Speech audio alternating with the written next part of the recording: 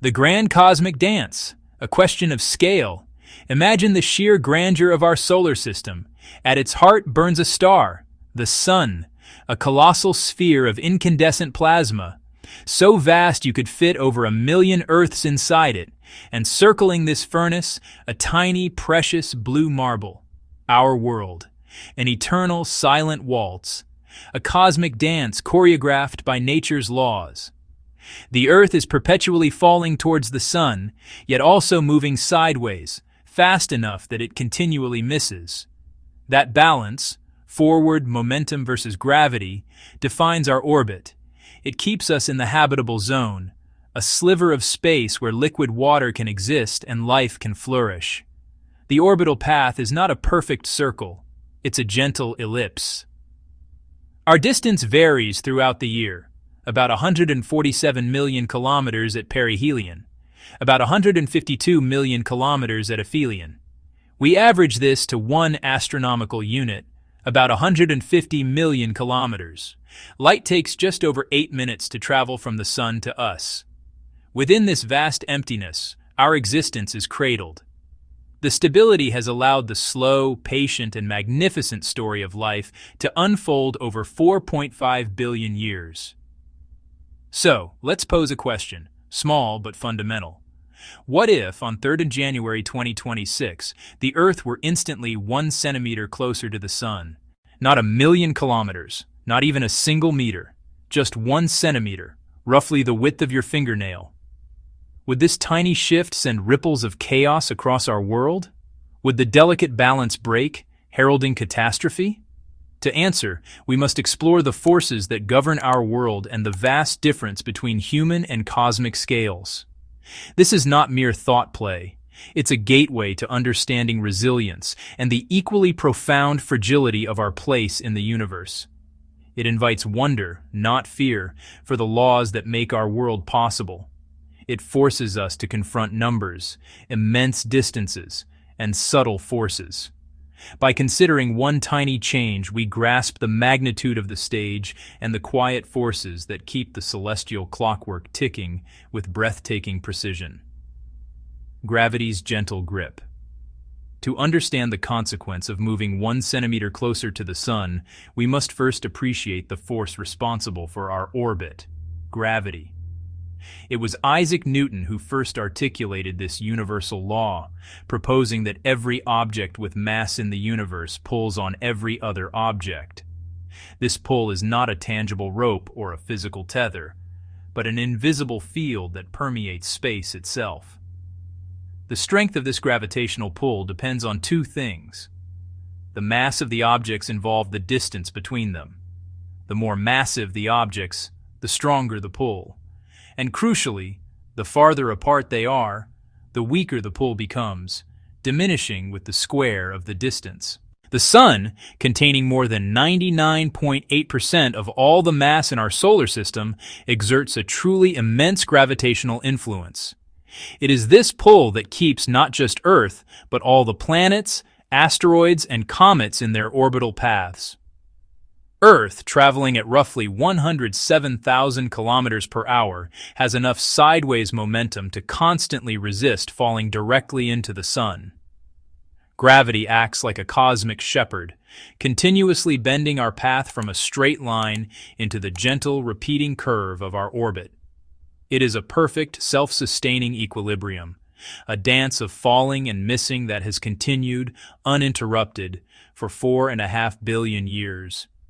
As the Earth moves along its elliptical orbit, its distance from the Sun changes, and so does the Sun's gravitational pull on us. When we are closer, the pull is slightly stronger, and the Earth moves slightly faster. Farther away, the pull is slightly weaker, and we move slightly slower. These are not flaws. They are the system itself, a predictable oscillation that defines our planet's journey. The orbit is not a fragile thing, poised to shatter at the slightest disturbance. It is a robust and stable consequence of fundamental physics. So, when we ask what happens if we move 1 centimeter closer, we are really asking, how much does this change the gravitational force? The force of gravity is incredibly sensitive to distance, but the key is proportionality. The change in force is proportional to the change in distance relative to the total distance. We are not just reducing the distance by 1 centimeter. We are reducing a distance of 150 billion centimeters by just 1. The resulting change in the sun's gravitational pull would be so infinitesimally small that it would be utterly lost in the noise of other, much larger gravitational influences like the gentle tug of Jupiter or Venus. 1 centimeter, a whisper in the void. Let's truly grapple with the numbers, because a sense of scale is everything here. The average distance to the sun is 150 million kilometers. To put that into a more manageable unit, let's convert it to centimeters. So, 150 million kilometers is 150 million times 100,000. That equals a staggering 15 trillion centimeters, a 15 followed by 12 zeros. This is the grand arena in which we are considering our 1 centimeter shift. Now place your finger on your desk. The width is about 1 centimeter. We are asking what happens when a distance of 15 trillion centimeters is reduced by 1. As a percentage, this change is almost comically small, about 0.067%. On a transatlantic flight, that 1 centimeter is less than the diameter of a single human blood cell. It borders on the philosophical. Our planet is not a perfectly smooth, static sphere. It is dynamic and living. The ground beneath our feet is constantly moving. Tectonic plates drift apart. Mountains rise. Land subsides. Earthquakes can shift entire regions by several meters in an instant. Even filling a massive reservoir can depress the crust by several centimeters. None of these terrestrial movements have any noticeable effect on our orbit. Furthermore, our orbit is already in constant, minor flux. The gravitational pulls of Jupiter and Saturn gently nudge Earth, driving Milankovitch cycles over tens of thousands of years. These cycles shape long-term climate and ice ages. A 1 centimeter change is a whisper compared to our neighbor's gravitational shouts, smaller than rounding errors in our simulations. Now, what about tides and seasons? The sun's influence extends beyond gravity. It shapes rhythms through tidal forces and radiated energy. We often associate tides with the moon, but the sun also plays a significant role. Tidal forces arise from differences in gravity across an object, stretching Earth into two bulges. Solar tides are about half as strong as lunar tides. Would moving 1 centimeter closer amplify them? The answer is no. Any change would be smaller than a raindrop ripple, totally swamped by wind, pressure, and coastline geometry. The seasons are not caused by distance. In fact, the northern hemisphere is closest to the sun in winter. Seasons come from Earth's 23.5-degree axial tilt. A 1 centimeter change in orbital distance does nothing to tilt. The seasonal rhythm continues. Our large moon acts like a gyroscope, helping prevent chaotic wobble. Earth's orbit is not a tightrope. It's a deep, wide groove carved into space-time. Let us imagine the moment it happens. In a single instantaneous event, Earth shifts 1 centimeter closer. What would we experience? Absolutely nothing. No alarms would sound. No instruments, save impossible future devices, would notice. No one would feel a jolt. Birds would sing. Tides would ebb and flow. Solar radiation would increase by about 1 part in 15 trillion, far less than a wispy cloud's effect. Weather and climate are driven by far larger forces. A one-off centimeter is essentially zero. Life goes on. The scenario grows intriguing if we change the premise. What if Earth moved 1 centimeter closer every second, or every day, or every year? That implies a persistent force upsetting the ancient balance. At 1 centimeter per year, 10 meters in 1,000 years, 10 kilometers in a million. 1% would take 150 billion years, over 10 times the universe's age. No concern. At 1 centimeter per second, orbital mechanics change meaningfully. Velocity must tick upward to hold a tighter path.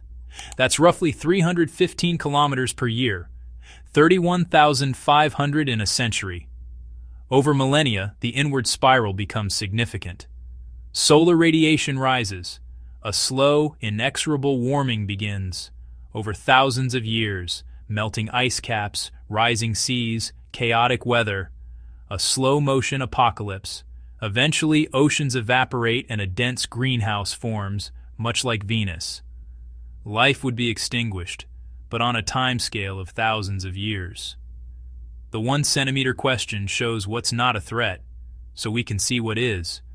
Rare close encounters, brown dwarfs, rogue planets, passing stars, could perturb orbits.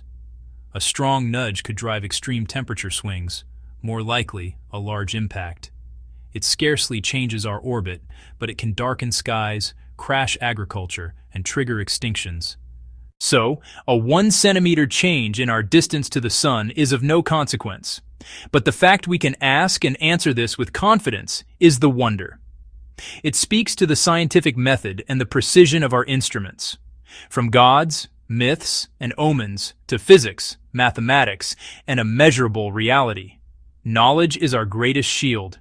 Using radar, laser ranging, and precise stellar observations, we locate planets with breathtaking accuracy.